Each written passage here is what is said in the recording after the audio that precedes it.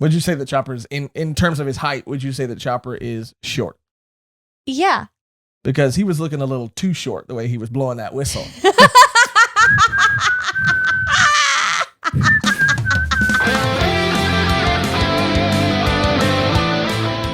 Hey, and welcome to another episode of Volume 1, the anime and manga podcast where we highlight and discuss new series each week. But today, it's more One Piece, which means that my name is Josh the Vassal Michaels. And today, as always, I am joined by Mehgan, host Flier Perrine. I messed it up. All right. I was trying to the French pronunciation. I know host, but the other one got a little muddy. Gotcha. Thank you for tuning in to another episode of our Done Piece episodes. Today, we are covering Skypiea, specifically chapters 237 through 270.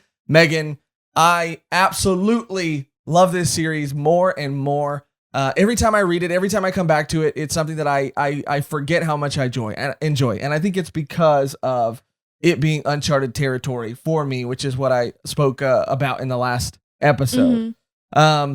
This feels to me like the series is elevated in every way. I feel like the Straw Hats are finally complete, even though I know we're still missing a few members. And not to mention the art, I feel like has gotten so much better. The art blew me away. There were panels in this part of this arc that were phenomenal.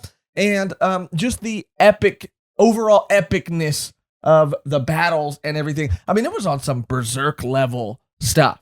And you know, a lot of people might be saying that's a little bit of an exaggeration. But the amount of just epic battle and all the moving parts felt so just fantastical in all the best ways. Yeah. Like in contrast to like Alabasta, I definitely prefer this, even though like people were saying like, oh, if you don't like fights, you're not gonna. I'm like, that wasn't the issue. They just weren't as entertaining as I think these ones are. Yeah. And it's, you know, new setting, mysteries, like all the characters are really shining, I feel. Yeah, all the characters are really shining, and all these characters compared to a lot of the Alabasta characters, I think in their design and in their personalities, it just is more enjoyable for me, the reader, this time around. A lot of people, I don't know if you know this, but a lot of people say that or feel like the Skypiea arc is a filler arc. It's an arc that... Yeah, I saw a comment saying like, you can just skip this. And I'm like, what? Yeah, there's so many people I feel like online who have this opinion. And from what I gather, being a first-time reader, it's because there's nothing that happens in this arc that moves the overall plot forward. So I think to them, that is what makes it an arc you can skip. But again, for me, and it's something we've talked about in all of our episodes, if you're going to read something, read it. Yeah. You know, I mean, I understand that there's thousands of chapters and you might want to just skip ahead. And hey, look, I've been guilty of that too. But, you know, I'm, paying my penance. I'm going back and I'm consuming all of it in the order it was intended to be consumed. I don't think, at least from this first part, I would not consider this an arc that you can nor should skip. No, because we get like a really cool moment with Chopper, a lot of funny moments, obviously, even with Robin too. Robin, like, highlight character for me. Amazing. Like every time there's a panel or like a couple panels with her, I'm like goated. Yeah. Like, she's just goated. Like she's amazing. And we haven't even seen her backstory yet, and I'm just like living for her, like as a character. She's amazing. Absolutely. She's so cool to see just on the panel, just drawn on any panel, in any panel, but also to get to see her like archaeological skills and just how much she really does care about the history of this world that she lives in, and how upset she gets when she feels like people disrespect that. And she's also powerful. She's also like just she's boss. Just a boss in every way. Boss in every way. I love her. Yeah, this arc, I loved it so much. I don't think it's something you can skip. I also think, similar to Alabasta, it's funny that you mentioned Alabasta because Alabasta was obviously a culture, a fictional culture that was based off of the ancient Egyptians or ancient Egypt. And here again, it's really cool to see Oda do the same thing, but this time with the Aztecs and the Mayans, which is, what I feel and what is, I think, pretty obvious that the Shandians represent. Yeah, you have El Dorado, like the same type of lore in these like cultures and stuff. And I mean, all of the Skypiea stuff is amazing. Like you get like fantastical stuff in Alabasta, somewhat. But this is like, this is the One Piece that everyone has been talking about. I feel like this is the arc that maybe be like, yes, like it's not only this, they're going to this like, island in the sky. They're gonna like continue to do like these types of like missions, I guess, in like different settings, and it's just super exciting. And seeing them all react to their surroundings is so much fun, and you feel like you're there with them. And when like business is business, but they're pirates, and like Chopper and Usopp and Luffy, like they just mess around, and it's just so much fun to see them like enjoying it as much as like they're like running for their lives most of the time. But I mean, Chopper came out this couple chapters. I was like, did. Yes, he showed up like, for these chapters finally. Like not finally, like definitely his arc and backstory was amazing, and how he grew in that. But like I feel like he really like stood up and got some stuff done these couple chapters. Yeah, it's so funny that you also mentioned the inventiveness and sort of just the creativity and all the fantastical elements that you get in Skypiea. Just everything with the inventions to the clouds and to the landscapes and how it all works, how their economy works, how their religion works. And for this being a quote unquote filler arc, or for this being something that, apparently you can skip, there's so much thought put into this world and how it works, and it's so fun to see because it is so unique and so inventive, and it is so I mean, just the creativity and the love really come through a lot. It's also cool too that Scandia and Skypiea being sort of a reference to the Mayans and the Aztecs. It's also cool that it's not just a reference to it in landscape or in style or in architecture. It's a reference as well in the overarching plot or the overarching narrative of this arc, in that, with the Spanish, I think it was the Spanish Inquisition or whatever, and how, the Spaniards, came in and the conquistadors, they tried to impose their religion, onto a group of people. And so just to see how Oda take on that is really so fun. And that's what I think is so amazing about One Piece. You should read One Piece in school. Yeah, it should be mandatory reading. Yeah. If I was in school and I was in history class and they busted out One Piece, I might have paid attention. Sign me up. Sign me up. Even in, college classes too. That should be. I wanted to read it. Middle school, high school. Yeah, no, college. At least the parts of high school that I went to. Yeah.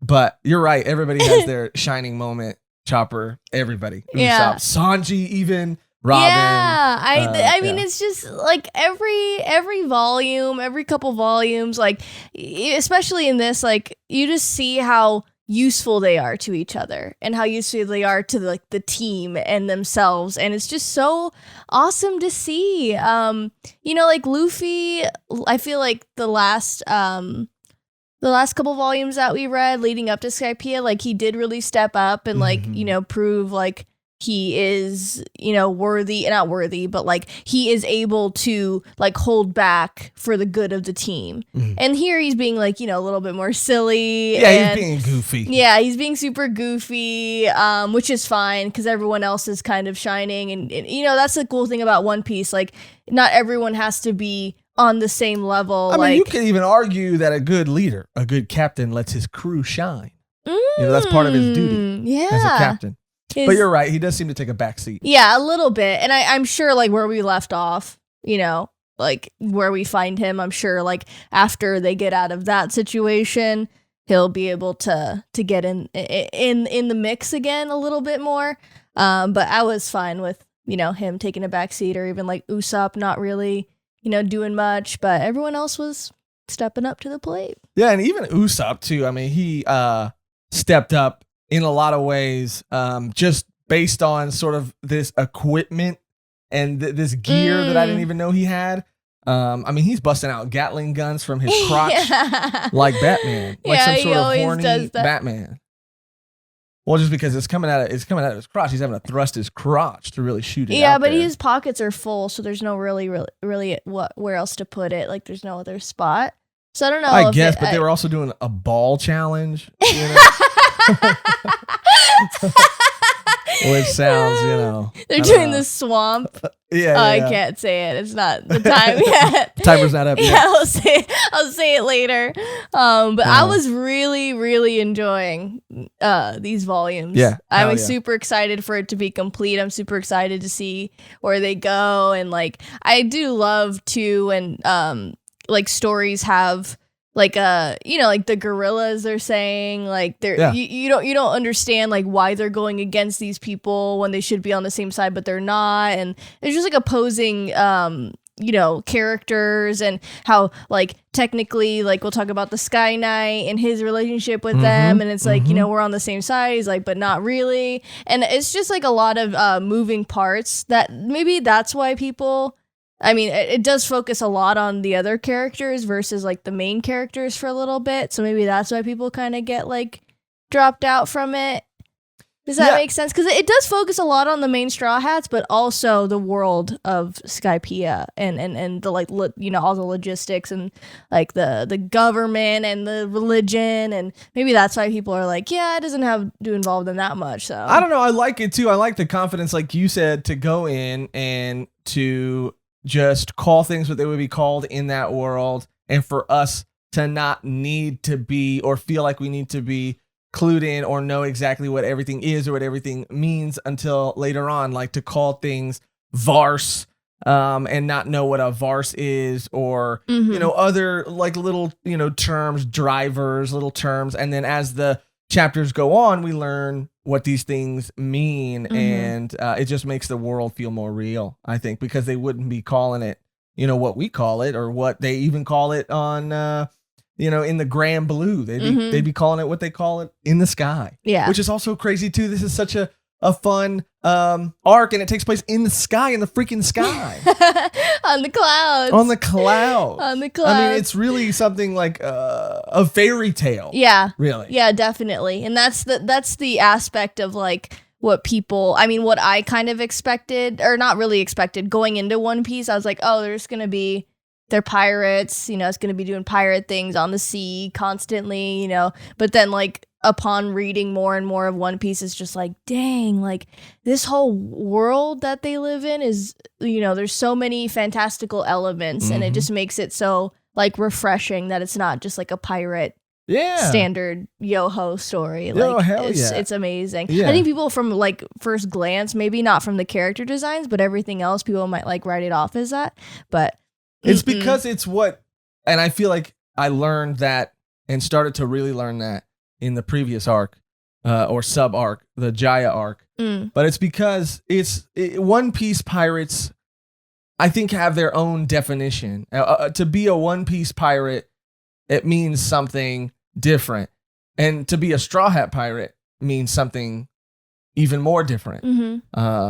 And yeah, I love this story and these characters. So let's start going through it a little bit. There's a lot to get through. There is a lot of fighting. The fights were fantastic. The fights were great. Again, we might, power through some of those moments to focus on the more character or plot moments. But first things first. They make it. Yeah. They make it up into the sky. First things first, they survive. Yeah, I mean, not that anybody had any doubts, but they made it. No, yeah, they made it. In case you guys are wondering, imagine we were just talking about all this and they didn't make it. At the end of everything, it's a beautiful chapter, beautiful arc. In the and sky. It's a shame that it had to end this way. It's a shame that they all died. It's really a shame that they fell from the sky and all died a horrible death. Horrible death, impaled, and set Chopper the on worst fire. of them. Chopper the worst Stop! of them all. Don't even joke like that. I don't like that, dude. Stop! I got emotional in these couple chapters because my baby. I know you my get baby. emotional every time Chopper shows up in a panel. No, at all. that's true. It's true. I go It's real. It's I real. go, oh my god, he's just my baby, and I know he'll be fine, but it still took me by surprise. I don't like to see him in a tough spot. Which he was in a tough spot this whole arc, Yeah. or this whole part. But so they do make it, and then where we left off is where they departed or parted ways, I should say, with Blackbeard, and Blackbeard, was watching them all go into the sky, and then he says just an interesting line, which is the only reason I wanted to talk about it, because he says that they will meet again if their will is strong. Obviously, I think that just is significant to me because of the will of the D. And so I just wonder, if that was a specific line written a specific way, because maybe he has some, because we still don't know what that really means. And obviously it's Monkey D Luffy. Obviously it's Ace. Gold D Roger. It's Ace D Portgas or whatever.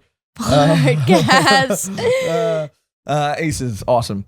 So yeah, I just thought it was interesting that it was worded that way. But they're up in the sky, they're sailing on the clouds, and Usopp decides to take a little dip in the clouds. Dip. Now I only watched. I think I was watching like maybe 3 episodes of this arc. I don't know. We tried to watch a few of them, but yeah, and you even looked up the online, the non-spoil, or the how to watch One Piece without filler, so that you didn't, because we've been fooled before. Yeah, no, it'll start off really, really accurate to the manga, like panel for panel, like pretty much. And I was like, okay, like I could have like it, I'm reading it, and then I can look up on the screen, it'll be exactly that. And it was, the episodes that I saw were pretty accurate. Of course, dialogue changes here and there, but I do like watching it a lot. It's so fun. It is so fun. And yeah, Usopp taking that dip. Of course, not taking into consideration that they're in the sky. So how deep do those clouds go? And does that mean once he gets to a certain level, he's going to fall through the clouds? Yeah, and even Chopper and Luffy are like wanting to jump in, but they can't. Even though it is clouds, maybe. I'm surprised Luffy wasn't like, it's clouds, it should be fine. They do try that later. Yeah. But they say, I wonder if these clouds, affect devil fruit users the same way that water does. And it does. For sure. But it was really cool. And this is just, again, a way that the team all comes together. And Robin, by the way, is so OP. She's so overpowered, it seems like. But Usopp's drowning, so Luffy has to stretch his arm to reach him. And he can't see with his hand, obviously. And he can't see through the fog or the mist or whatever of the clouds. So Robin's like, don't worry, I got it. And then she just puts eyes all over his hand, and is able to, once they're able to locate him, she's able to blossom more arms off of Luffy's arms to grab him and pull him up. And this is just like the implications and the execution and the combination of all of their devil fruit powers is just so wild. Things I never expected to see. I've known that Robin has had that devil fruit ability, and I've seen her use it to a degree that feels a little overpowered at times. But to see her use it like this, I'm like, this is so cool. This is so cool. I mean, as a way to start an arc and as a point to jump in, I was like, this is awesome. This is so awesome. I know. Yeah. You said like the combination of the powers, like together, both of them like are so like could be so OP if they worked on their teamwork, like Luffy stretching and then Robin being able to sprout them like wherever, like it's just awesome. Yeah. As they're rescuing Usopp, or by the time they do rescue Usopp, Chopper's looking out, and he notices that another ship is out on the clouds and it's being attacked, and that attacker is coming right towards them. They're dressed in, I would, call tribal attire, and they're skating across the clouds with, a device that they've never seen before. And right as they're about to get attacked, which also they do get attacked. Yeah. I mean, like it's pretty crazy. Even Nami's like, there's 3 of you and 1 of him, because like Sanji gets beat, Zoro gets beat, Luffy gets beat, like, because something about like him being like lighter or having those special abilities. It's just the atmosphere. At least at this point, we find out about the drivers and how that can affect sky battles later. But it's the atmosphere and his ability to maneuver in it, and their bodies aren't used to it, which does make a lot of sense. And that's something I felt like they explained a little bit better in the manga versus the anime, because that was around the time where we were watching those first couple episodes, and I feel like the manga explained a lot of this stuff a lot better. So they get knocked out, and then a man appears from the sky, aka the Sky Knight, aka I think his name is Ganfor. Ganfor. Such a cool character. It's kind of like Berserk. That's what I'm saying. It's kind of like the Skull Knight, the Sky Knight. Like, I mean, that's what I'm saying. Come on. Yeah, it's right there. The devil fruits are like the Behelits. I mean, it's right there. Yeah, a little bit. Yeah, Chopper's a little like Puck, Usopp's a little like Isidro, It's right there. That would make Luffy Guts, though. No. Oh, my God. You better I mean, I guess you could say that Zoro could be Guts, but, Yeah, he's more of a Guts type. But, yeah that's... Luffy would be Isidro.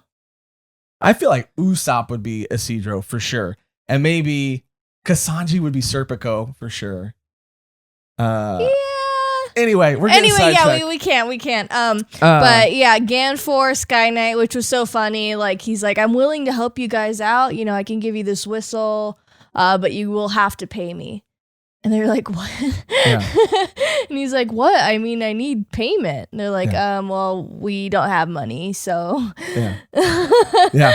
And that like cool continues again. Like, this money thing is like super important in Skypiea. It's just.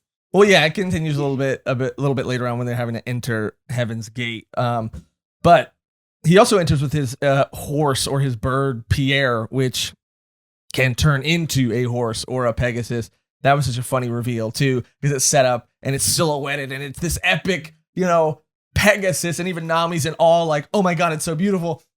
And then it's revealed to be this like really goofy looking spotted, kind of like, seahorse looking type thing. And they're like, did he really have to do that? Like, was that necessary? Yeah. But the important thing is that Ganfor gives him this whistle for free because he respects how they came to this layer of the island, because there's another layer above this layer, because then they get there and the log post is still pointing up. The layers of One Piece. The layers of One Piece. Absolutely. No, just the way, they're explaining. He was like, oh, you guys must have island hopped to get here. And they're like, what are you talking about? And Nami's like, we could have went another way, because it was so difficult for them to figure out how to get up that, what is it? Upstream? Knock upstream. Yeah. So it was just her face, like her hands over her crying. Like, are you serious? We went through all that. But he was like, I respect that. I respect you guys. You guys are kind of like bad. You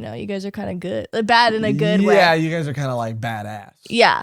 So take this whistle for free. Yeah, whistle. Blow the whistle. Blow the whistle.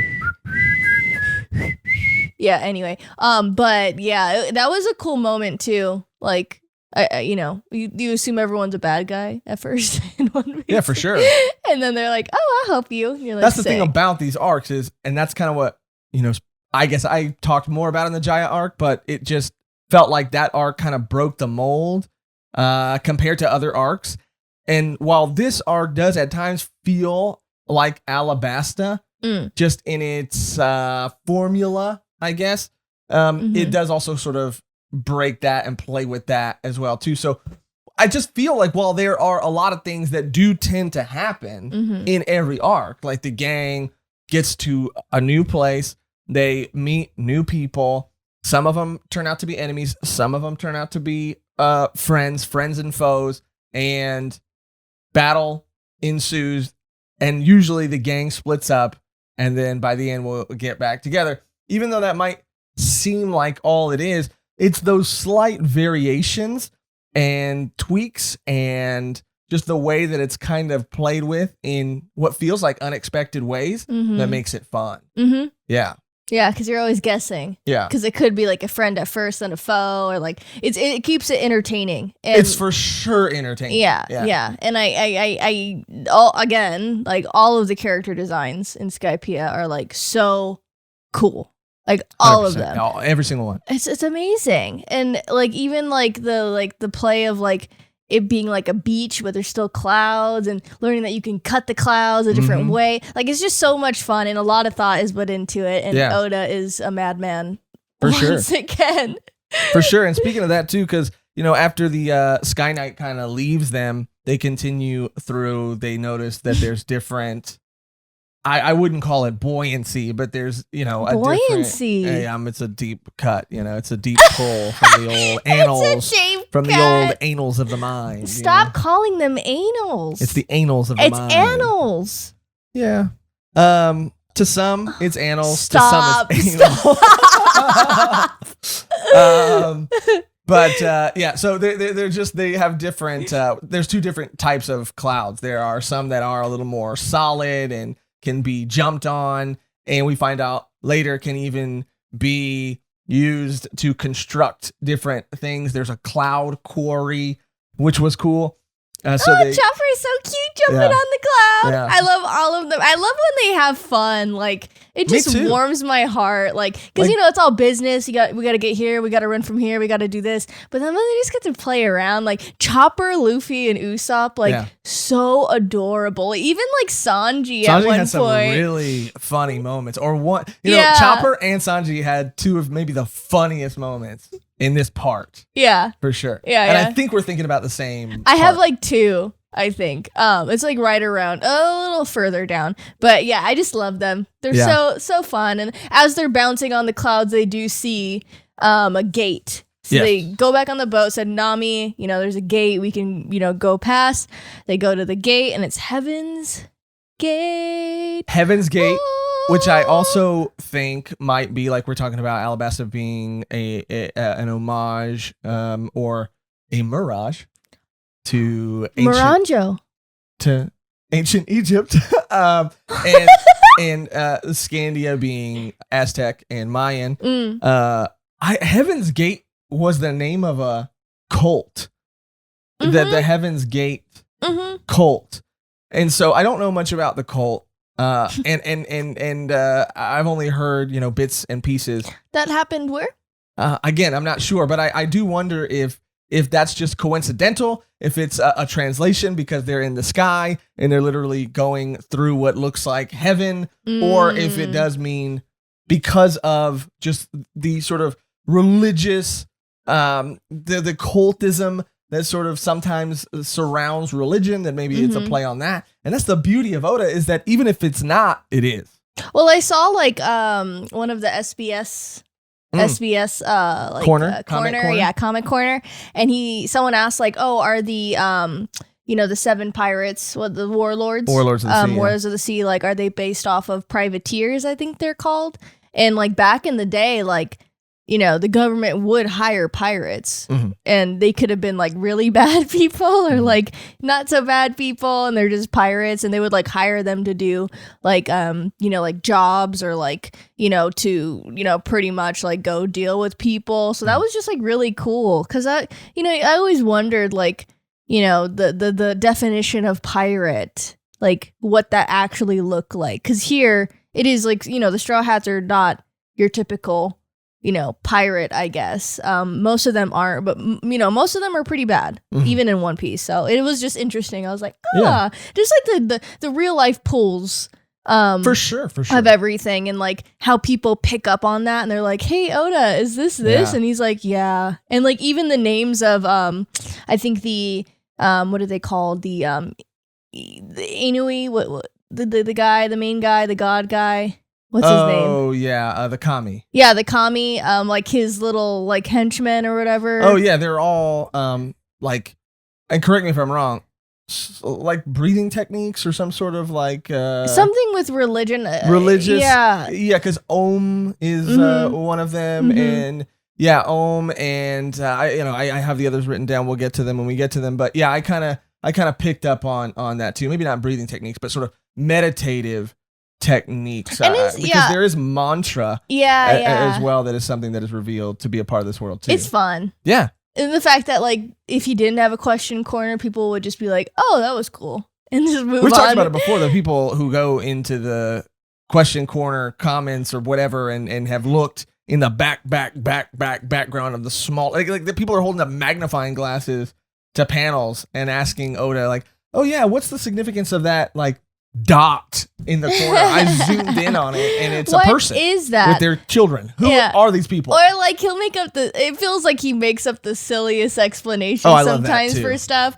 Like he'll say, like, oh, is this move because of this, and he's like, yes, you're right. And it's just like such a smart response, like a smart ass response. I feel like some of them are genuine, some of them are just like, just stop. Yeah, or he's like, oh, I can't answer that, or the Navy will get me. And that's just a funny way to answer that question. Yeah. But yeah, they get through Heaven's Gate, and they meet old lady Amazon, who's an old lady that looks like she's taking tourist pictures. She tells them if they want to get through, it's going to cost them, I think, $1 billion. It's $1 million, and then I think it goes up to $1 billion. Or maybe it might be billion. A large amount of money. A large amount, and it's per person. Per person to get through. So it'd have been like 7 million or billion to get in. Yeah, and then I think it's Usopp who asks her like, well, what if we don't pay you, or what if we don't have that money? Can we just still get through? And she says, yeah, no problem. And they're like, okay, well then this seems dumb. Then of course we're gonna just go through. And of course, not that she's necessarily, I mean, maybe she is evil, but not that she's necessarily evil. I think we learn more about the residents and sort of what they have to deal with later on. But she makes a phone call to the higher ups and tells them that there are 7 illegal trespassers, and that they have to be dealt with by the vassals. So that was really cool too. And they get picked up by the Lobster Express. Love that. And rode up the Milky Road. Tasty. The lobster or the Milky Road? Both. Yeah, you can have the lobster. Save me the Milky Road. I love lobster. Seeing lobster twice in this couple volumes, I'm like, damn, I want lobster. This is off topic. It really looked good. I'm not a seafood guy. Never have been. Yeah, what a bummer. I'm gonna say it here too. Never will be. What a bummer, huh? Missing out. Like I can't imagine living my life like that. Like, are you kidding me? I mean, just the smell alone. I mean, how can you put that in your mouth? It's delicious. And that's coming from someone who puts a lot of other things in his mouth. That's true. That's why it's surprising. Yeah, almost anything. Yeah. Except for seafood. Yeah. That's where I draw the line. That's where I draw the line. The Grand Line. That's where I draw the Grand Line. That was great. So they're in now Skypiea. So they go up the Milky Road. Now they're in Skypiea. They're on this beach. Yeah, Angel Beach. Again, just watching them have a good old time. Like Sanji jumps in the clouds. They're just loving it. Outfit change. We get an outfit change. Love it. Always a huge fan. Nami gets a bikini top. Finally, yeah. I'm like, when does she ever get this outfit? Because, but like Robin gets a costume change. I mean, everyone's just like happy. They're like, damn, we don't have to run from the Navy here. We can stay here forever. Like, there's no berries on us. Or not to get too off topic, but we do have a Nami figure too. She's just not on the table right now. If you're watching the video version of this, because I was gonna ask why. If you saw the last video that we did with this setup, we had a Nezuko and Tanjiro figure on the table, and people left in the comments that it looked like Nezuko was trying to escape and run away, because every time there was a slight bump in the table, she would shake a lot. And Nami is even more unstable, so I feel like it would be a distraction. But maybe we'll figure it out. Maybe we'll freaking glue her to the table. Who knows? Maybe we get a new Nami figure. Oh, shooty. Yeah, we do need a Nami though. I mean, we need a a Robin now. We need a Robin. We should get them as because there's going to be more characters that we're going to be introduced to that are going to become part of the Straw Hats. We should, as we are introduced to them, we should get figures of them. So now that we know a little bit more about Robin, we should get a Robin one. And then once we get to like Frankie and Brooke, that's when we should get those. I want a Buggy one too. So many to get. So many characters, so little time. So many characters. I think these two characters are really cool too. I'm going to have a hard time saying her name. Coinus? Yeah. Coinus and Pagaya. Who are these two inhabitants, these locals of Angel Beach and Skypiea? They all look kind of like bees or like insects. Yeah, and I think the wings make them look a little angelic too. Angelic for sure, but like even the dad, he kind of looks like a bug. Mosquito. Like a mosquito, or like he just has like that goatee, looks like a bee or something. Yeah. I don't know, they all kind of have those antennas, which is like cute. But it's cool, and it's again, to that point about character design, it's just so fun. Yeah, and of course Sanji like falls in love the minute he sees him. Of course. And he keeps talking about her, and he goes, "Hey, I'm sorry, I don't mean to harp on the angel." That was good. Was that a you line or was that the Sanji line? That was me. Are you Sanji? Yeah, just smoking a cigarette. Robin Chon. Confirmed. Mehgan is Sanji. No, actually, yeah, I'm fine with that. They meet them. They're really nice to them. They take them in. They help them. Yeah, a little too nice. Yeah, I mean, even towards the end, I mean, they even where we left off, they're still nice. They're nice, but I was like something. I don't know, something I felt was a little off. I never really got the vibe that they were a little off. I mean, they're not like mean, but I was just like, they're being way too. Like, do they not get the memo that these guys are? They didn't get the memo. On the run because they're on the beach. They didn't get the memo until the other guys showed up. I guess you're right. They're just nice people. People can just be nice sometimes. I don't trust no one. Sometimes people also can act like they're nice and be the most evil people you ever met. So you do have to be careful, and there's real no way to tell. You just kind of gotta, well, I guess time will tell, but time will tell. Yeah. Look up to the sky for answers. Yeah, pray for answers. Pray and ask if this is a good person. Yeah. Every time you meet a new person, just say, "Excuse me, give me 1 second." Look up and pray and ask the sky, not God or the universe. The sky. Yeah, ask the clouds. Ask the clouds. Hey, clouds. Imagine clouds. Yeah. I can't imagine because it's something I'm going to do. You say it out loud in front of them. Yeah. Clouds. Is this clouds? Clouds. Is this sussy person I just met good on the inside or sus on the outside? Sus to the max. Or sus to the max. Thank you. So they they show them the crew waivers, and they explain that the Straw Hats explain that they had found a waiver. They have a waiver, but it's broken. There's a moment where Luffy tries to ride it, and Luffy's really bad at riding it because you have to be kind of in tune and anticipate the waves in the ocean, which means that Nami is really good at it.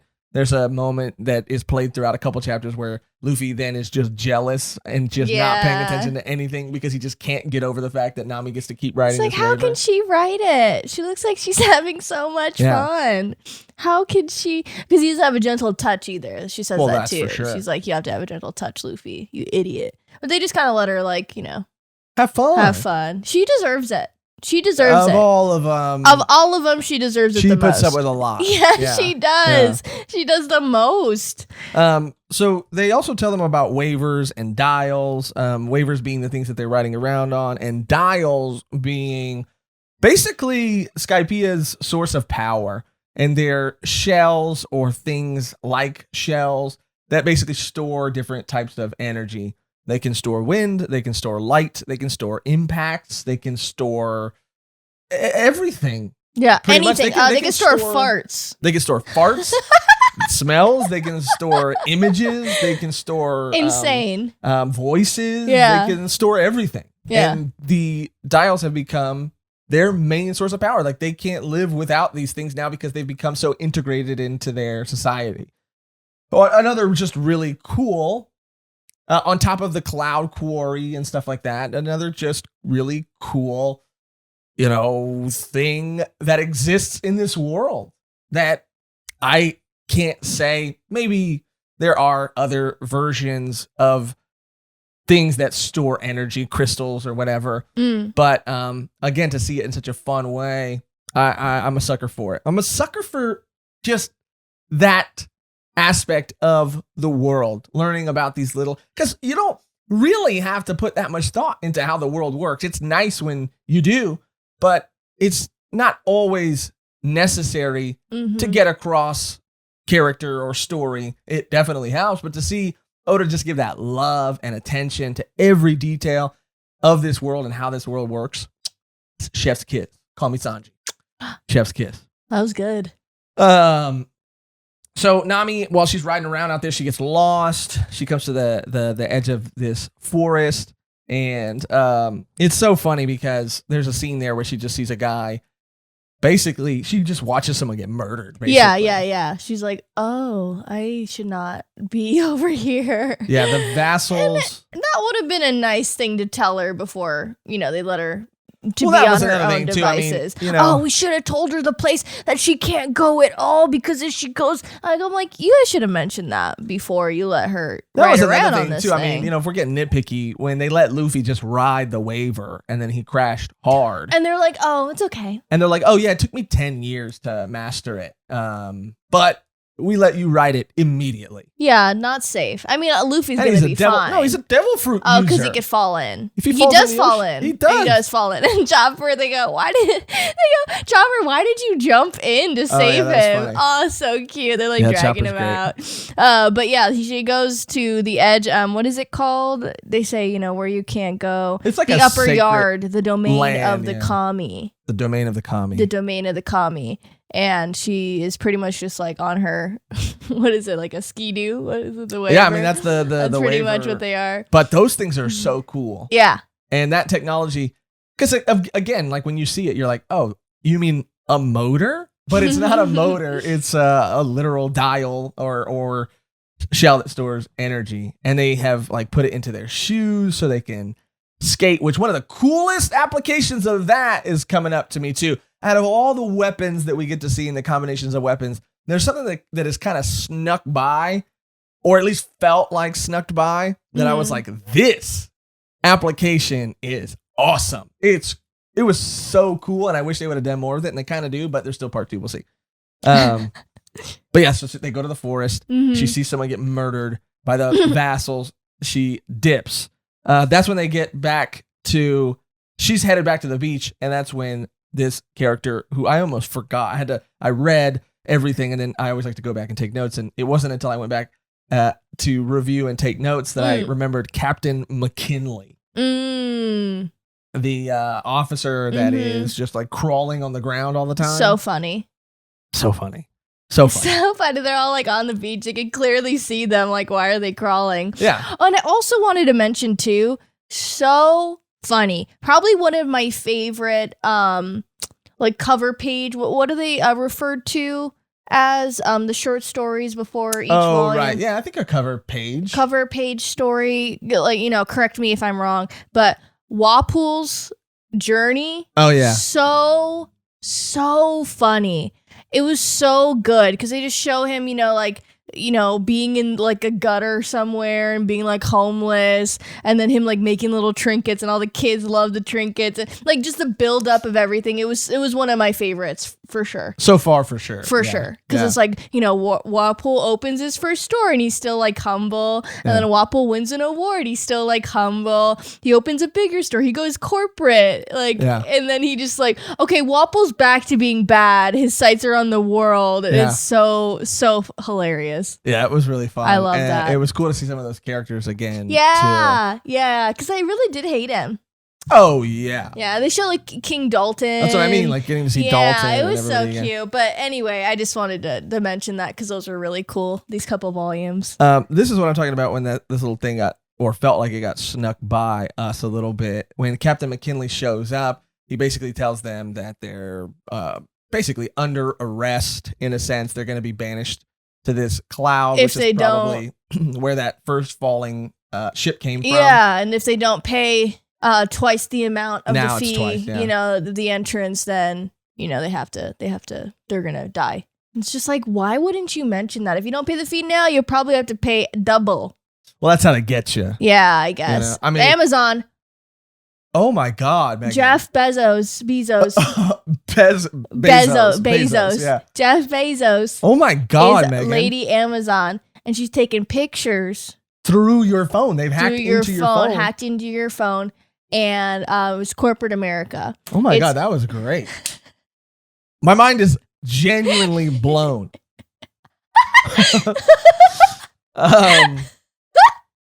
So, but yeah, wow. Anyway, yeah, they show up and Nami hears about the money, and she's trying to reason with everybody as she's getting to the shore, and then she overhears how much money they're gonna have to pay. And she's like, I blacked out. Yeah. I that lost outrageous fine made me lose it.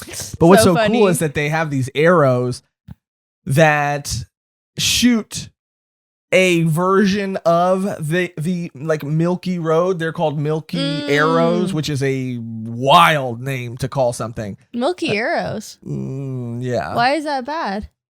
I don't know. Dude, your like mind is in the clouds. It is. Just be careful where you point your Milky Arrow. You know what I mean? Well, if there's a Milky Road, you need a Milky Arrow. That's another great point. Yeah, and the milkier the road, the milkier the arrow. The milkier the arrow. So they have these milky arrows. They shoot them, and like I mentioned earlier, they obviously have these things on their feet, and so they can shoot these arrows. They create a mini, what looks like Milky Road, that follows the trajectory of these weaving arrows, and then they're able to like skate on top of the trail that the arrow has left behind. That was sick. That's just so cool. I don't know how Oda does it, if he has ideas for these weapons and devices and then reverse engineers how they will be used, or if he has an idea in his mind like, oh wow, it'd be so cool to see someone ride the trajectory of an arrow. How do I get there? Yeah, for sure. I mean, he mentioned something like a vehicle of some type, and I forgot what it exactly was, but someone's like, will we see more of these in the future? And he goes, yeah, I thought it was like cool, and we might see in the future whenever that will be. So he'll just like implement like really cool items and then possibly use them again. I don't know how these could be used outside of Skypiea, but even like Nami saying like, I want a waiver to take back, like I want one just for myself. It'd probably work on the ocean, so it's pretty cool. They get one. Spoiler alert. They get one. One? It looks like they get one because they're able to repair the one. Yeah. But it's just like cool that they could take back the technology. Heck yeah. So I just thought that was really cool. The fight was mostly cool, but also funny because these guys don't stand a chance against the Straw Hats, and then they tell them like the vassals are going to take care of you guys anyway. So if you thought we were bad, these guys are worse. It gets to a point where then everybody's kind of coming up with a game plan. What are we going to do? And there is, again, another combination of the Straw Hats on the ship and some off the ship. Once they're trying to figure out what they need to do, the Lobster Express comes back again and takes the crew away, or part of the crew away. And I think the only ones left behind are Sanji, Usopp, and Luffy. So it takes Nami, Zoro, Robin, and Chopper. Yeah. It's, during this time that they're being told by Coinus. Coinus is dad. Coinus. Yeah, how they're going to have to get there and what they're going to have to go through to rescue their friends, which of course Luffy is super, super down for. They go to Lovely Street. They're escorted by Lovely Street. Coinus or Conis. I'm going to keep saying it because I have no idea which one is right. And this was a really cool moment too, which I'll get to that when that actually happens. But she's leading them to this ship because obviously the Mary Go got taken by the Lobster Express. So she's like, okay, here's this other sort of version of a waiver that you'll be able to take to get to where you need to go. She, shows them this waiver that she used to ride that's slow, but it's easy to maneuver or easy to control, easy to learn how to use, and is being very polite, being very nice. And out of nowhere, Luffy just asks her if she's okay because she's been shaking the entire time. And then it just cuts to a close-up panel of her, and she's like sweating and like her eyes are bulging out of her head. And people are like, no! Yeah. Stop! She's like, I'm fine. What are you talking about? Yeah, and before this too, when they're walking through the pleasant street, it's not so pleasant because everyone's giving them dirty looks. I mean, obviously they're like wanted, but it's like painting a bigger picture for what's about to happen. Yeah, they're also just tourists, They're tourists, yeah. Yeah. And that's how I feel, if I go anywhere outside of, where I live, I feel that's how people are going to look at me. Yeah. They're like, you don't have wings. Who's this freaking blue guy over here? Blue guy? Because you're sad? No. They call them like blue sea people or something like that. And you read the same thing I read. We read the same exact thing. Right. Yeah, I remember that. Anyway, and they also see something else there, which I have the name written down for that as well, but it's not really as important until the Varse. we get there. The Varse. The Varse. The Varse. I felt like the Varse is a big farce. I like the pun. I don't feel like it's a farce, but I do feel like it's fun. And I don't want to fart on the Varse, which in my head rhymed, and saying it out loud, it absolutely does not. Oh my God, obliterated right now. You got wrecked. You got shipwrecked. Why isn't it a fart? Why is it not a farce? I mean, because you think it's real. I mean, it's just a Varse is just anything that comes from the sacred land. The blue. Yeah, the East Blue. Mm-hmm. Or the Grand Blue. Is anything that they get from that island. So that's what I'm saying. It's just holy to them. Would you As a farce. Oh, wow. Would you go up to someone wearing a cross and say, that's a farce? No, but the religion of this town has definitely not been good for the people because they're like sacrificing people. I mean, it's not a good look, but it's not a good look. But who are we to go into other people's countries and tell them how to run? I guess that's true. Okay. I just don't want anyone to get sacrificed. I don't want Nami and Robin and everyone to die. Maybe that's how the wheels keep turning. I don't know. Okay. Right. Anyway, so yeah, she's shaking. She's like, I'm not worried. And then they're like, nah, you are though. And then she kind of spills the beans. Yeah, she basically tells them that the kami of the island has an eye on everybody, can see. Everybody is kind of omnipotent, and they are all basically their job is to fill him in, inform him, and to basically rat people out. Anything that they see happening that's against the law, to rat people out. And if they don't, they die immediately without question. So again, this is a big moment, and it's such a awesome moment because Luffy, in all his goofiness and all his everything, has such a what felt like, and this is what I love about reading things versus watching them sometimes, is it felt like a very gentle and concerned and heartfelt moment where he looks at her and he just says why did you tell us that? Why did you tell us that? Because Luffy already kind of knew that something was going on. Obviously, he's seeing the way everybody's looking at them. He's seeing the way that she's reacting to everything. He was maybe asking her to see if there was anything else they should know or anything they should be afraid of.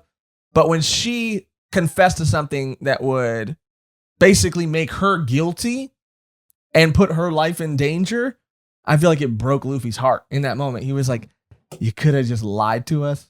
I thought they said, why didn't you tell us? I read it as, why did you tell us? Let us know. Yeah.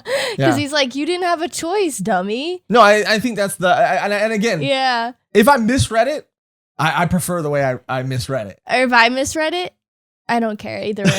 Either way is good to me. But it was, I thought that's what that line meant or had, gave that next line so much meaning is like you were doing what you had no choice. Like, we're not mad.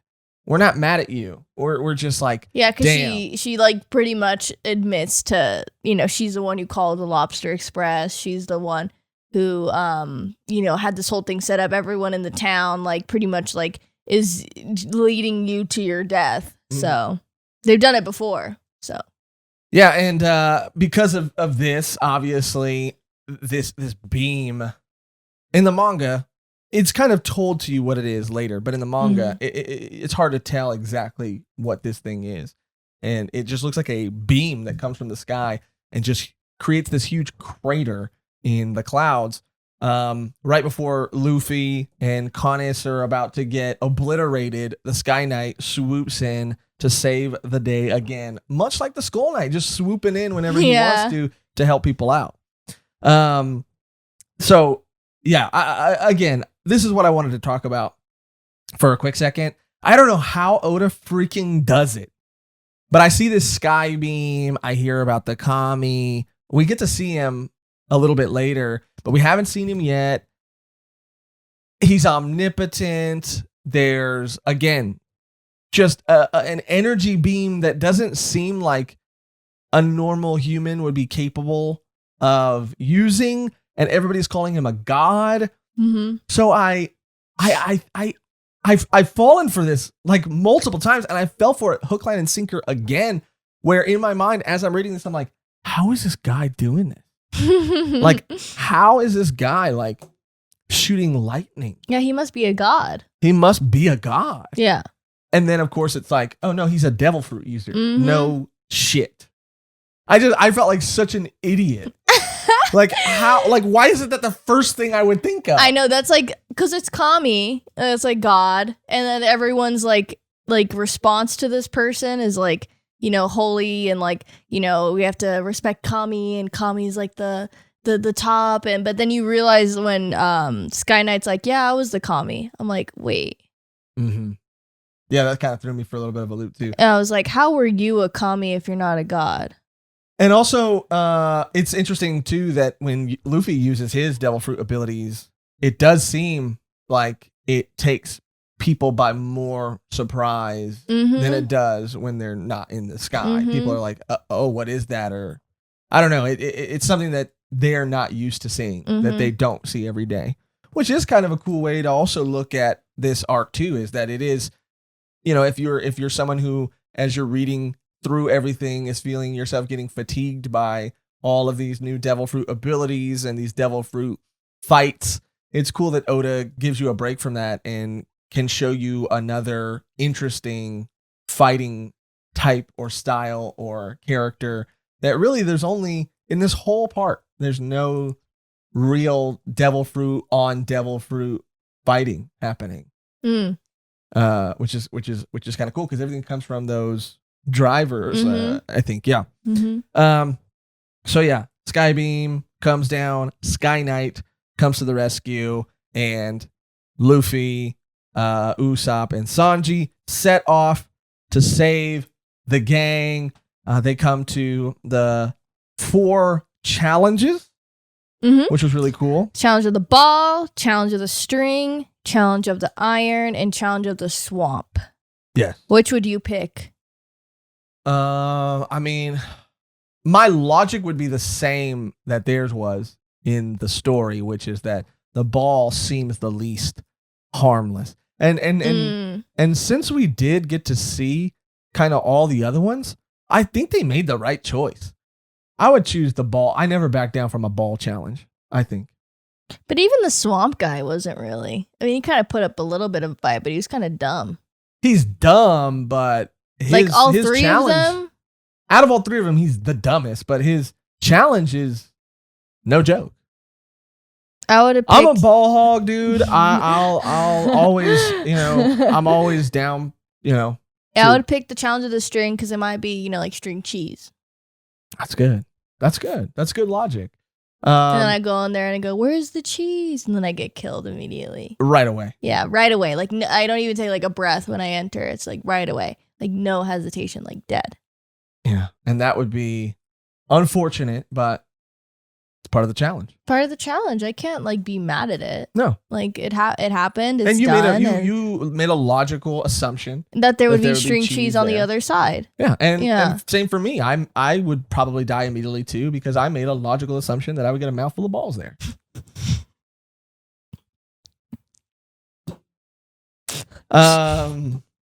So anyway, they choose the ball challenge because the Straw Hats are ball hogs too.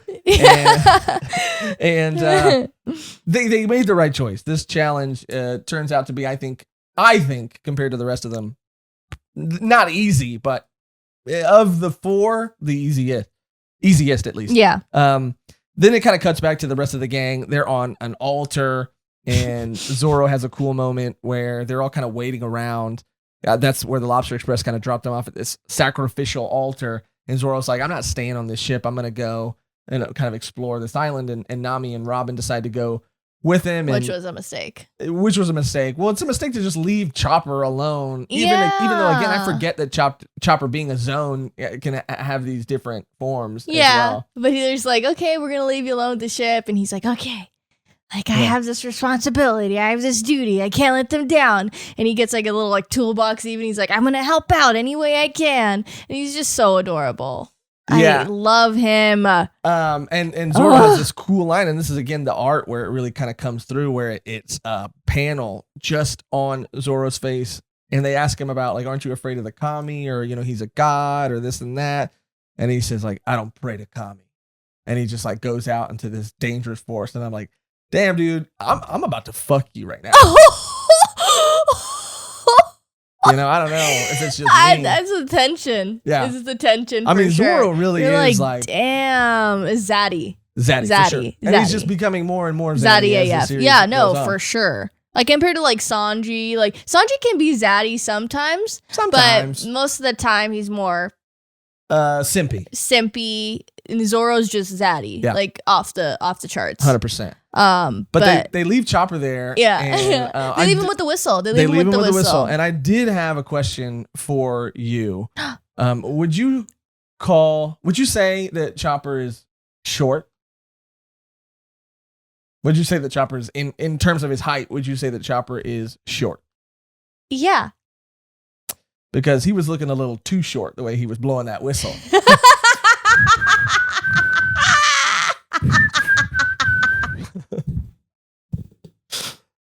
And that was such a funny moment. That really got you. That was such a funny moment in the anime too. That was really good. Oh shit. Yeah, in the anime, but also in the manga, it was played really well. Like they show like him just looking normal, like turning around slowly, like the motion, and then like his face. Like I drew his face. Oh, I think you can get like more. You can see more of it on camera now. Can you? Maybe a little bit more than you could before, at least, which is definitely a plus. I just drew him with the whistle. That's so funny. Because he was like freaking out. Because he's like, I can do it. And then literally, like, the guy comes up and he's like, oh, so this is a sacrifice? I'm going to kill you right now. And he's like, yeah. Like the worst thing that could happen happened. Yeah, and Chopper, and they do a fight. They get into a little scuffle too. Well, Chopper, immediately blows the whistle. It takes a little time for the Sky Knight to get there. And during that time, Chopper has to kind of hold his own. Mm-hmm. And we cut to the Sky Knight too, and we see kind of him with Connis and her dad. And they're just talking in a field. Yeah, drinking like pumpkin juice and like just chilling. Which they wouldn't have gotten if it wasn't for this sacred land, which we also are going to find a little bit more about too. But Chopper's holding his own. A little bit. I mean, he's surviving. Yeah, he's surviving. That's surviving. At most. And then again, it cuts back to Satori and the ball challenge, which is an interesting and a really fun fight. And I think everybody gets a moment. I think Usopp has his grappling moment. Sanji, of course, has one of the most badass moments, especially the way he finishes the fight. It's just a love challenge. Well, the love challenge was so funny. Is this guy crazy too? But also, just when he's talking about, because this vassal is round, like a Dr. Robotnik kind of type of guy, an Eggman. Eggman, if you will. If you won't, a Dr. Robotnik. A Dr. Robotnik, yeah. And he's being a chef talking about, just has a cool line about cracking eggs. Yeah. It was just, and he's like sitting on top of another ball smoking a cigarette. It's really cool. Luffy's kind of struggling. Luffy's kind of having a hard time because we learned that these vassals later on are sort of secretly equipped with drivers. And that gives them obviously an advantage. And at the same time, Luffy is not as used to this environment or maybe even this atmosphere as this vassal is. All the ball challenge ends up being, which is still cool, is that there are these like floating clouds that all in the shape of balls that all have different items, different dangerous items in them. So you're kind of like gambling with which item you're going to get. Are you going to get a crocodile going to jump out? Is like, I even think, oh, that was later. The farts are later. Yeah. And at one point I was like, oh, is that like did he used to fart at him, but it was just gas. And then Oda did it again, but it was really farts this time. Yeah. I thought that was pretty funny. It was foreshadowing. Yeah, it was fart shadowing. It was fart shadowing. It was fart shadowing, or it was foreshitting. God damn. Just in case. Yeah. Blow the whistle. The fight was really cool. Really cool. Everybody gets their moment. Sanji has the most badass moment. They're going after the ship. They're able, though, at the end to defeat this Satori guy. Good. And good. Good, yeah. Even like, he's really, you're not so powerful and you're not moving around when we can grab you, because Luffy just grabs the shit out of him, just fucking wraps his arms around him, and then Sanji's able to get him. Yeah. Yeah. It was a really cool fight, and just to get to see even his like power-up move, which was not a dragon ball, but a ball dragon. Yeah. Yeah. Yeah. And that's not that's not a pun on like, it was actual, it was a dragon made out of balls, not like an old man. Dragon. Yeah, that's what I was going to say. It's not an old man. It's not old man. Not an old man balls are dragging. Yeah. That's what I was trying to get. I was like, drag on your balls. Drag on your balls. I was trying to figure it out. But this is where we meet Wiper, right? Wiper. Yeah, right? which my phone, as I was taking notes, Wiper kept autocorrecting to Wiper, Wiper. Yeah, it's Wypor. Yeah. So which he looks bad ass. He looks so sick, dude. He looks like he's tatted. He's yadded. He's yadded and he's dadded. He is a little dadded too. It's so funny that you say that, because we're gonna start reading Bleach. We put out an announcement video yesterday that you can check out if you haven't checked out already. It's a short video letting you know what we're going to be doing in 2022, how we're going to be moving forward, the future of the channel. But we announced that we're going to be covering Bleach starting next month. We're going to be interchanging between One Piece and Bleach. And it's so funny that you say that, because Wiper looks so much like a character from Bleach and is one of my favorite characters from Bleach. Aburai Renji, who's such a sick character. And when I saw Wiper, I was like, this is Renji if he was in One Piece. So really? He's tatted up like that too? Oh, yeah, dude. Yeah. Dang. Yeah. You got to watch out. You gotta watch out. Also, I think it's important to mention too that during that fight with Satori, they were talking about mantra and this guy. Oh yeah, because he can pretty much like predict. Like he was predicting every move before they even did it. Yeah, he was able to predict every move, and he said it was because of something called mantra, which we learn a little about later. It's occurring to me now that I think one of my notes pages is missing. Is there a piece of paper that has fallen somewhere over there? If not, don't worry about it. I got backup in my phone, and we carry on. But yeah, we meet Wiper, and he is such a cool character. Another cool ass character design from Oda. Yes. So after that, Nami has a discovery, and Nami discovers that this sacred land was actually a part of Jaya. Mm-hmm. And it's such a cool thing because, again, you don't notice it because it's Nolan the Liar And you think that when they discover his house in Jaya in the beginning, the reason it is a half house is so that they can slap that cardboard mansion on the front of it to make it look like it's a big house. But here you realize, no, it was a half house on purpose. And that is, again, whether you consider this arc to be filler or not, it's a testament to just like Oda's ability to lay these Easter eggs throughout his story and to show, even though there are these like silly things that they can have and hold a lot of significance later on if you're not paying attention. Yeah. So the half house was there because that is literally where the knockup stream, because it constantly moves at one point, was under this part of the island or under this cliff and shot it into the sky. And that starts to make a lot of things make a lot of sense. But the gang, kind of all gets back together one way or another. Yeah, they see Chopper and poor baby. He's all like crying, like, I couldn't do anything for the ship. And it's like broken. They're like, it's okay. Like, it's fine. You're good. It's okay. Oh, so cute. But then we is that when after that Wiper go, we see like this little insight on the gorillas, because we've heard of them mentioned before, but we haven't really seen much of them.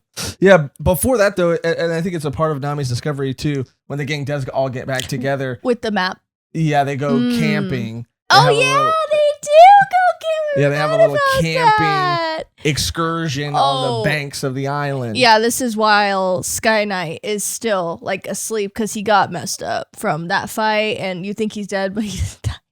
And they're all touching base, and that's what I loved about it too, like that moment where he's like, oh, this will go good, I can cook this will be great. And then Chopper's like, oh, I can cook these ingredients too to make like an ointment. And he's like, oh, I can do, like, everyone's just able to do things, and it's just so nice to see that work as a team. Cool.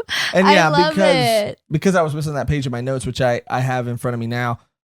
We did forget to mention that the Sky Knight got rocked. Yeah, he got rocked. And Pierre got rocked too. And they got rocked and they get pushed in the ocean. And then Chopper like jumps in to help them. He's a hero. And even the guy, the one of the commies, guys, the vessels, what are they called? The vessels. Yeah. The vassals, he's just like, I was dumb of him to do that. But he's like, it makes my job a little bit easier. Yeah. And then Chopper kind of comes to, and they're all on the deck of the ship, and it's because I think a Southbird basically saved them.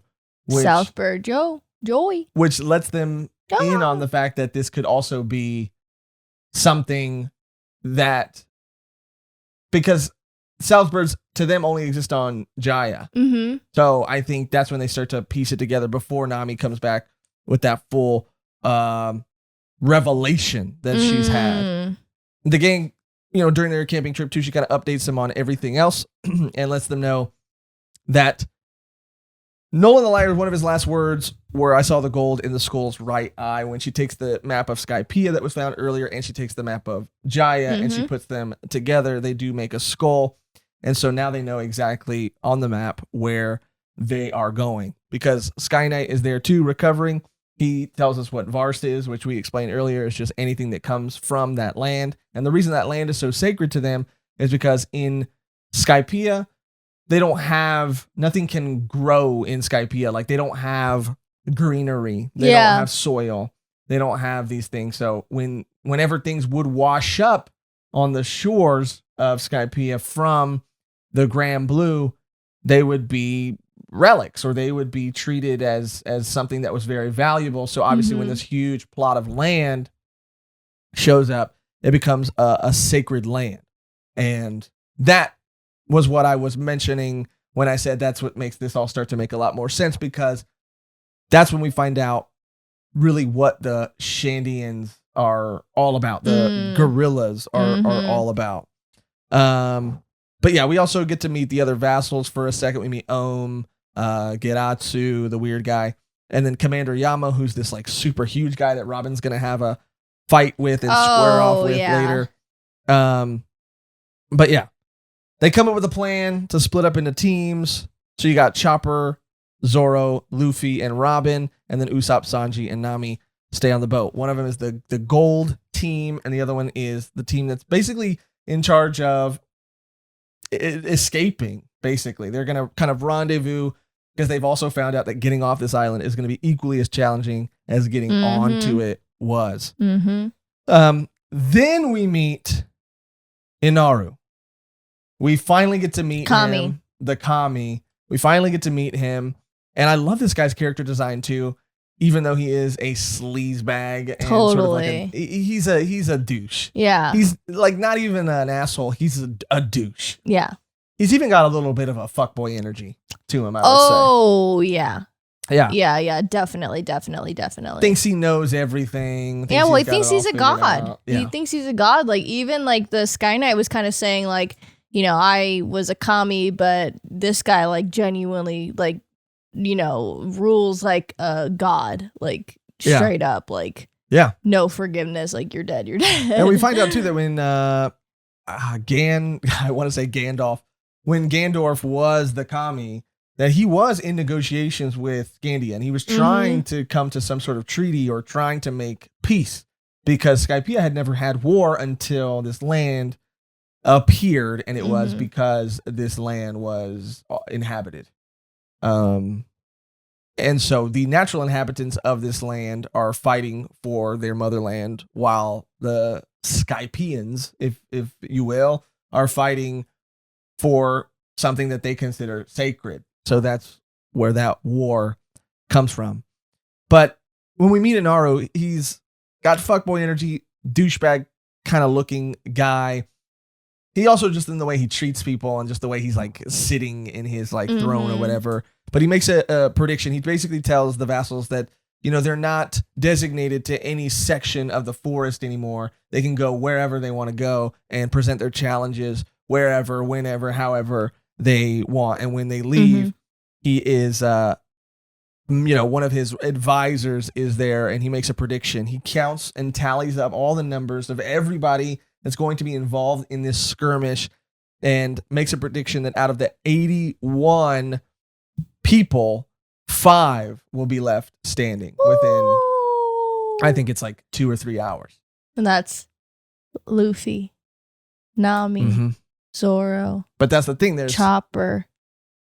There's 7 straw hats,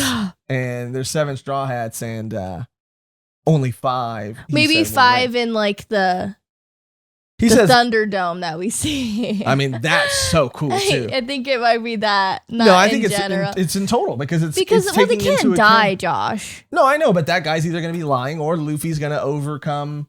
I think that's part of just the spirit of One Piece is that even fate, destiny, whatever, to overcome that things aren't written in stone.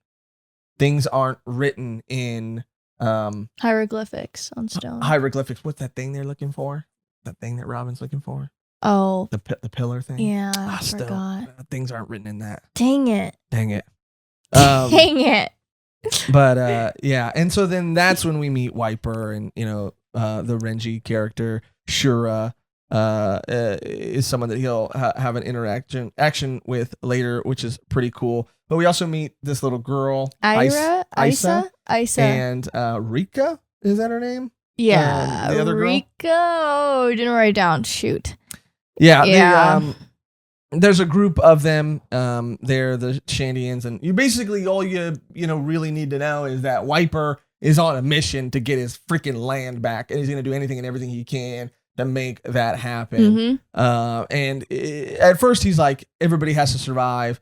Everybody has to get through this. And then at a certain point, he's like, you know what? If it takes your life, it takes your life. We just got to get this land back. Yeah. So he's switching it up. And he's literally called, it's a Wiper the Berserker. Yeah. Yeah. Yeah. I was like, dang. Heck yeah. Too many coincidences in this. And these couple volumes, you know what I'm saying? Yeah, for sure. I mean, I said in the beginning, it feels like a berserk. It feels like a funnier, lighthearted, kooky berserk, I would say.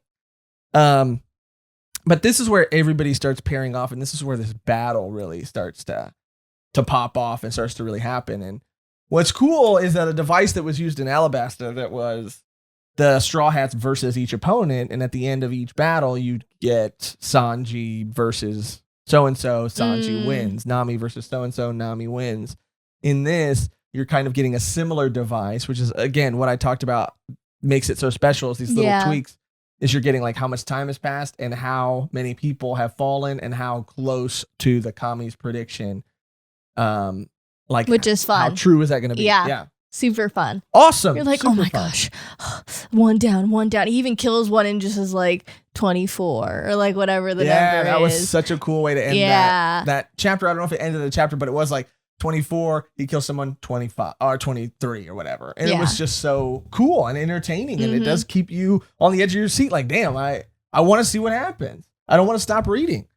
So yeah, this is where things are going to get a little crazy because again, this is where people split up, people pair off, battles happen, everybody kind of meets together for a grand battle. You even have the 50 holy goat warriors. Yeah, that was crazy. Dispatched. Not expecting that. They kind of look like, oh shoot, I should have wrote it down. I think it's it's a game. It's a game with a goat character. It's not important. You guys, it's like a pixel game. I'll never know. I forgot it's something with an O. They'll let you. Yeah, they'll let me. Thank you. But yeah, the goats, they totally reminded me of that. The gold team splits up and they all kind of take an enemy. They all split up because of this giant like serpent thing that comes after them with poisonous fangs. So Zoro ends up splitting off, facing off with the flashing gun, sharpshooter kind of guy.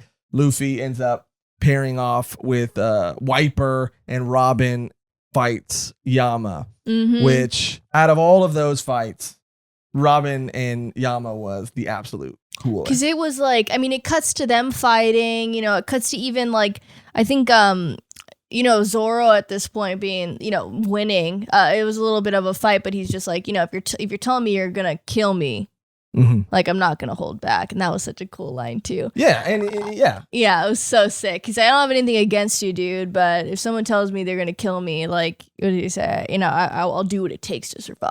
I'm like, so sick.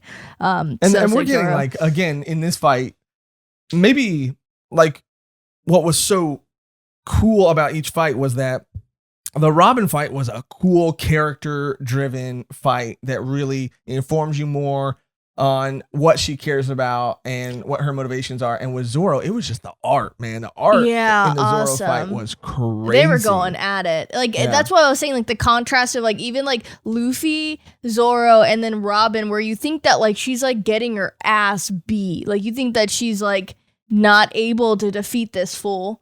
But really, she's holding back till she can get to a point with an open area that's not near like the history and the hieroglyphics, so she can beat his fucking ass, which was so cool. And she like, even so dope. If Zoro has a cool line, she has an even cooler line where she's like, we're doomed to repeat history, but we can never go back. And that was just such an awesome line too. Out of all the fights, Robin standout fight. At the end too, she's like, I try to draw it, but I don't want to show you because you'll laugh at it because it's really bad. But she goes like, you do such horrible things, and she's like this, and she already like, threw him off the cliff. Can I see it? No, it's actually really bad. Let me see it. Oh, it's not that bad. It's bad. It's not. Their proportions are really bad. She looks like her jaw, like she looks like almost like if Robin was like a Rick and Morty character or something. Why don't you go ahead and hold that up to the camera just in case? No, that's why I didn't want to show it. Okay, well, people are going to be mad at you. God, it's bad. Okay, I know it's bad. I really... Zoom in and enhance image. Oh my God. Okay, but yeah, so baller. So baller. And during all this is about the time where, this is Chopper's fight too. Yeah, Chopper is, squaring off against Geratsu, who has these like impact dials on his elbows to allow him to swing faster and harder, which Usopp and Sanji get a lesson from the Sky Knight about these rare dials. And when we do see Wiper and Shura face off, Shura being the guy who showed up when Chopper blowed the whistle, who has a fire. It's a spear, I think, a fire spear, a flaming spear, and a bird that breathes dragon breath, fire breath. we're basically cued in on that there are rare dials that can actually harm the body, and that there are dials that are paired with certain people to give them an advantage in combat, which is why if you attach a heat dial to a spear or a fire dial, if you put it in the mouth of a bird. So it does give you the information and tells you that all these things you've been seeing aren't these like fantastical, magical things necessarily within themselves, but they're all fantastical and magical because of the power of these dials. So it's not a dragon that can, or a bird that can breathe fire. It's just a giant ass vulture bird that has a flame dial in his mouth. Yeah. He's got it popped up like a Listerine tablet. Woo! Yeah. But his breath is not icy, it's fire. Yeah, which is, I think, bad. Because, they call it dragon breath in the morning when you wake up and you got smelly breath. They call it dragon breath. Yeah, so that bird's mouth stinks. Stanky. But yeah, during this, he's fighting against the swamp guy. And this was a really cool moment. I really like this moment for Chopper because even in the beginning, too, he's kind of like getting off and they're like, "That's not a raccoon, sir. That is not a wild animal, sir." Yeah. And you just see him in like the background. Chilling. Standing there, and then he goes, "Okay, no, I have to kill you." He's like, "No," and the guy's like dumb. He keeps like missing or whatever. Yeah, that guy got so dumb. Cool character design, badass looking guy, and I guess that's the humor in it, is that you expect him to be the most powerful of the bunch. Yeah, and then he is kind of a bumbling sort of fool, but his challenge is, and his power. He like messes up Chopper for a little bit, and then Chopper just says like, I don't want to, kind of like similar to Usopp, like I don't want to keep running. I don't want to not hold up my own in this crew. I want people to depend on me. Like I have to beat him. Like I have to do this for me and for my team. And he just does it again. I mean, he really steps up, and he's using all the different forms that he has, and he steps up and gets his ass. He gets, he steps up and gets rocked. You gotta do. I mean, he gets out of it. No, he gets saved. No. Oh, yeah. For who? By Zoro. Yeah, Zoro. No, this is before. Zoro shows up. This was before. Well, this is with the same guy later when they're on the giant jack. Oh, I'm talking about before. Oh, okay. Well, before, I think he sinks and then he leaves or something. Yeah, he just runs away. I think the first time. Really? Okay, well, he does fight him, but he does win a little bit. He does stand up for himself. Don't take this away from me. He does stand up for himself. I'm not saying he doesn't stand up for himself.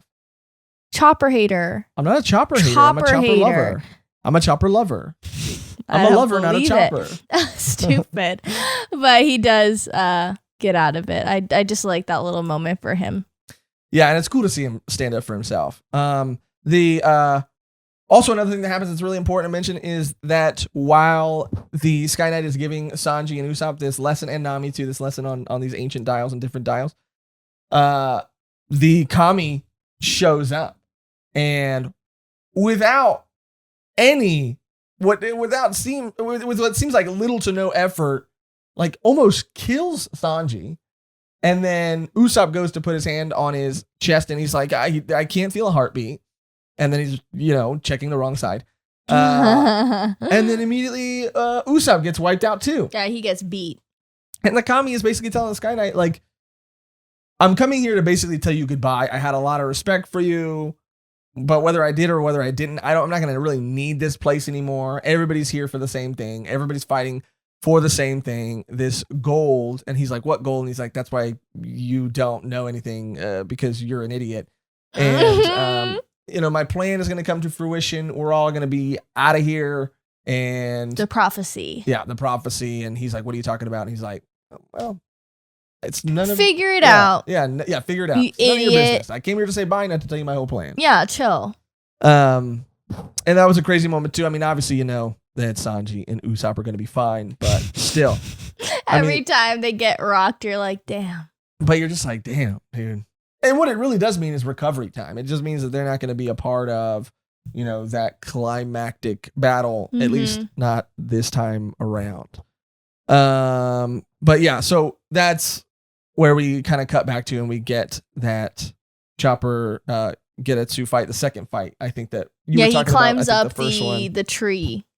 He climbs up. What is it called? It's like the jack stalk. Jack stalk. He climbs up that. And Robin's looking for this kind of like the whole time. Like Indiana Jones. She's on her Indiana Jones shit. She really is, and it felt like that too. Yeah, and I wasn't even mad. I loved it. Like, I would love a spinoff, yeah. Indiana Jones and the, Chamber of Secrets. The Chamber of Robin. That's like, we could do better than that. Yeah, I was just on the spot. I'm sorry. But yeah, that was really cool. He climbs up and then he fights more and gets his shit rocked. Yeah, again. This is what I was talking about, where he really does get his shit rocked a little bit more. Yeah, he's like bloody as hell, and he's like just limp on the floor. I was like, no, don't hurt him. I swear. Yeah, and again, there's a lot of fighting that's happening right here. Like after Kami leaves, these two twins that were the ball vassals, I guess at one point they were triplets. They show up to fight, and they're a joke. They're the ones with the fart balls. And this is on the ship with this. You is ever the thought you'd say that? They're the one with the fart balls? No. Yeah. No. Gas balls. Oh, and we should have said too, again, because of that missing page in my notes, that when they were camping, Usopp went to go pee.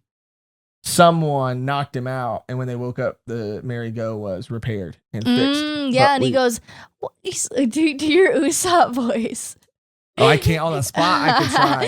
He goes like, I wish the merry-go could tell me to tell me who did this to her. Yeah, because he's asking the merry-go if it could talk, or he wishes it could talk. And he's like, I can't do it. It's gonna be bad. It's gonna be really bad. I feel it like bad, and I'll do it, and it'll be bad. It's okay. It's fine. He's like, I wish the merry-go would talk.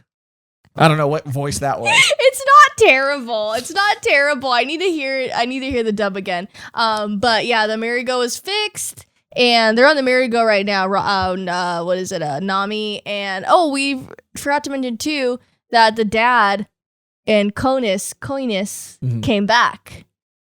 Yeah, that's what I mean. Like everybody's there's everywhere. There's a lot of stuff, but they're back and they're helping and whatever, and they're trying to figure out a way to hold down the ship or whatever. And they like have picked up the little girl. Yeah, and she's like crying. She's like, I can't hear the voices. I have the mantra. Because she can hear more mantra. And then she's like a little Xavier, you know what I'm saying? She can hear everybody's thoughts, and she's like, the thoughts are fading because they're dying. Yeah. Everyone's dying, and she's scared, whatever. And then the snake comes back. This damn snake. Yeah, this snake. This snake is like, come on. Yeah, the snake is. Get out of here. I wish I could speak parcel tongue so that I could tell it to fuck off. Yeah, that is fuck off in parcel tongue. But also too, I just to again get through this, because I know the episode's running a little long, and we still got a lot of fighting to get through. Yeah. What's also really important is that the Sky Knight and Nami, when they're fighting all the triplets, it does kind of cut to an interaction that the Kami is having, Inaru or whatever is having with one of the Scandians, because now it's like it's the Holy Warriors versus the Scandians versus the Vassals versus the Straw Hats versus the Sky Knight versus everybody. And we do see that what that thing is that the Kami has is, of course, lightning. He ate a devil fruit, but it is interesting how powerful he is. Number one, it's called the Rumble fruit, and it is interesting how that it seems like he is also, or can be, made of lightning. One of the Scandians tries to reach through him, and he is just pure energy. Yeah, they like stab him in the head. Yeah, it just goes right through him. Crazy. He goes, I am lightning. It's kind of like Lightning McQueen. He goes, I am speed. Yeah, it is like that. Ka-chow. And he does say it in the dub. He does say ka-chow. Yeah. He does say that. That's canon. Yeah, so Conis and her dad are back. Robin, the doomed to repeat history thing. Super, super cool. Lit. The serpent. Luffy's in the serpent. He thinks it's a cave. He keeps falling. It got me. I was like, what cave is Luffy in? I didn't even realize. But yeah, Luffy's in a cave, and then eventually Nami, and this little girl, and I think all of them really get it. And Conis' dad, I think. Yeah, they're all in get this, swallowed, and it's like Chopper's on his way up to the stalk. Zoro finds his way there.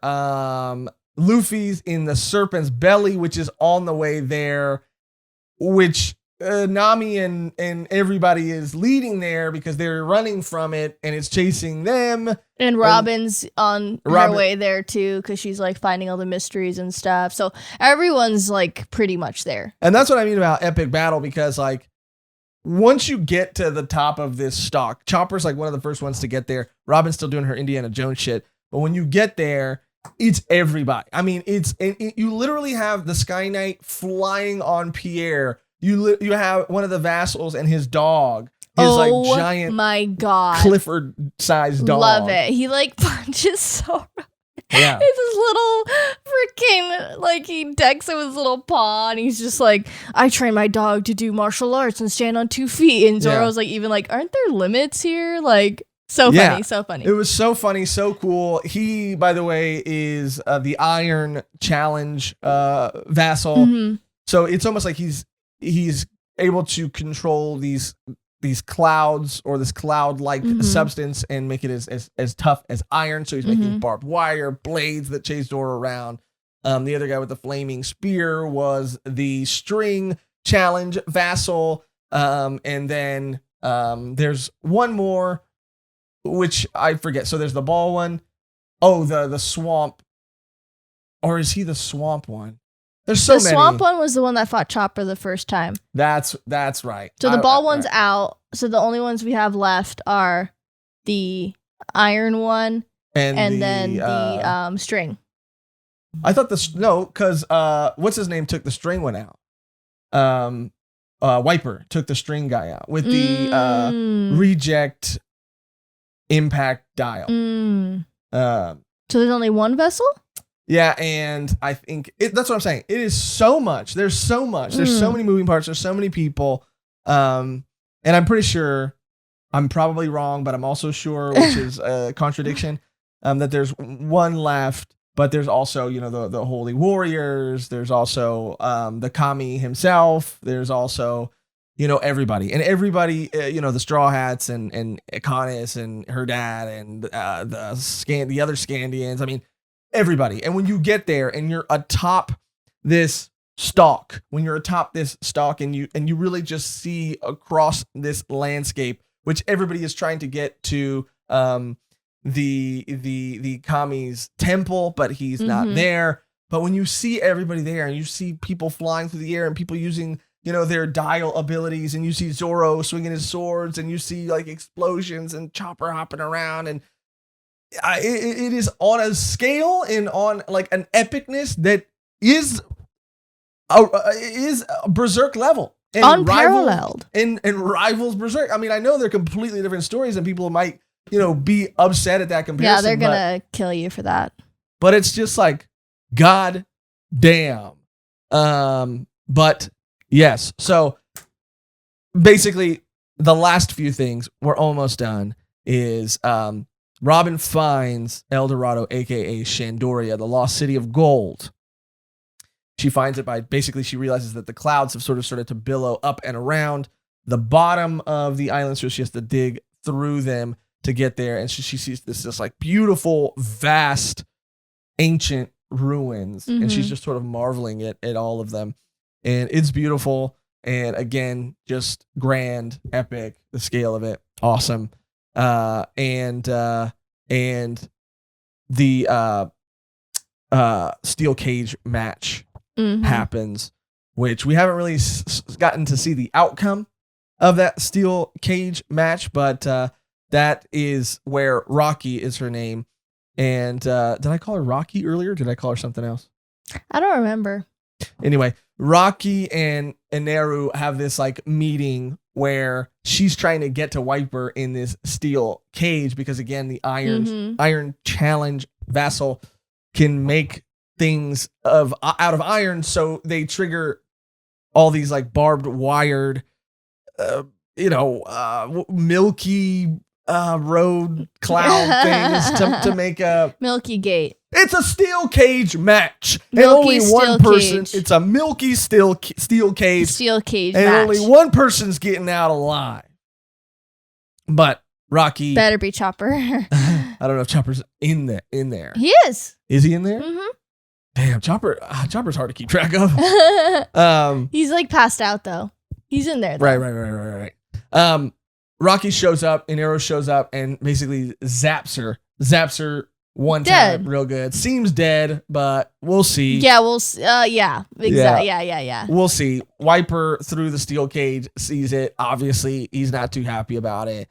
So everybody's about to square off in a steel cage match, and Nami and the rest of the gang find Luffy in the serpent's belly because they also are in the serpent's belly, and Luffy is Luffy. And that is where we leave this part. Yeah, a lot happened. Really, at the end, it just ramps up, and everything is kind of all happening. And that's not even the end; that's the middle. No, yeah, and it was just like next volume, like continuously, just like easy to read, and you know, I saw someone saying that I was boring. I don't see how any of this could be boring. No. I don't understand. But anyway. I really, really, really enjoyed it. I loved the moments, and you know, I feel like I say the same things every time I talk about One Piece because it is just like so good. Yeah, it's amazing. This was so fun. We're only halfway through in our next video, which will be coming out next week live. More details about that at the end of the episode. We're only halfway through, and I am already in love, and I am already just upset that anybody would say that this is something that you could skip. Sure, it might not add anything to the overall story, but it's still such a fun, fleshed out world, and everybody gets a moment to shine. And just like I said, the inventiveness, the creativity on display in Skypiea in every aspect of how this world works, functions, the weapons function. It is something to marvel at. It is beautiful. Oda is a madman, and I'm obsessed, and we're only partway through. I cannot wait to finish the rest of Skypiea because I think we also get to meet Frankie after Skypiea 2, which I'm very excited about. So excited. I'm so excited to meet any of the new members. Like, I mean, heck yeah, dude, that's a highlight for sure. Ready. But that is going to do it for another Done Piece review. Thank you, as always, for watching and listening. Stay tuned next week for another One Piece or Done Piece review, where we will be covering the final part of Skypiea. And if you don't know, now you know, all Volume 1 and Volume Done episodes will be recorded live. If you are a Patreon and or YouTube member, you'll get to see them live. That's kind of lit. Super lit. It's the littiest thing I can think of. The littiest thing I can think of, yeah. And you know, even if you like we interaction with the chat later, you know what? That's crazy. Yeah, and you know, we posted an announcement video. There were a couple people who were concerned about maybe that taken away from the episode because we'd be a little distracted by the chat. But you're gonna be there if you're a Patreon or YouTube member to watch. We are, so that it is still enjoyable and feels like a normal Volume 1 episode, going to be saving a part towards the end of the episode where we can really engage with the chat. And those episodes are still going to be available to everybody, whether you're a YouTube member or a Patreon member or not. They're still going to be available to everybody around the same time. Mondays, Volume 1s, but now Thursdays for Volume Dones. It's going to be so much fun. It's going to be a way that we could just connect and get closer to our community because we love everybody who is a part of our community and who's a part of our channel and our world. And speaking of those people, we have to thank our wonderful, beautiful, amazing Patreon members. Thank every single one of you guys for your support. It really does mean the world to us. It helps us out so much. At this level, especially, you have no idea how much just one additional Patreon member means to us. It makes us jump out of our seats with joy and excitement. And what better time than now when every Volume 1 and Volume Done episode will be happening live for those members to become one if you're not already. So once again, we love you guys and appreciate you so much. If you'd like to become a Patreon member, all you have to do is go to patreon.com/volume1pod, where you'll also get access to our Patreon exclusive bonus podcast, Volume 1 Extra, or click join on this video to become a YouTube member and get access to all those same perks. You want to give them a little quick rundown of what else they can do, Mehgan? Yeah, so if you guys, obviously, different people have different incomes and stuff. So, no problem if you can't spend any money on Patreon or being a YouTube member. But what you can do is comment on any of our videos. You can comment algorithm, a period, anything you want, and it acts as a free tip. Yeah, what we're looking for is any comment, like she said, any thumbs up, any type of engagement helps us out. You can do all of that free of charge. We appreciate free 99. We appreciate all your support, no matter how you choose to give it. If you're a YouTube member, a Patreon member, if you're just a subscriber, if you've just made it to the end of this video, we appreciate that too. All of that, like things that you can do for free, all of that, add up and help our view duration and help us in the algorithm and help us across the board. So really and truly, no matter how you show your support, it means just as much to us, and we appreciate all of it. So with all of that said, I think that's all we have to do. The only thing we have to do now is to get out of here on our outro that is always the same and never changes, which today, Mehgan, is Skypiea. Wow. Oh my God. Oh my I was actual going to God. save it for the end of the arc, but No, this is a good time. We'll come up with another one next time. Okay. That's good. That's really good. That's it. So as always, thank you for watching. Thank you for listening. And until next time, Skypiea. Skypiea.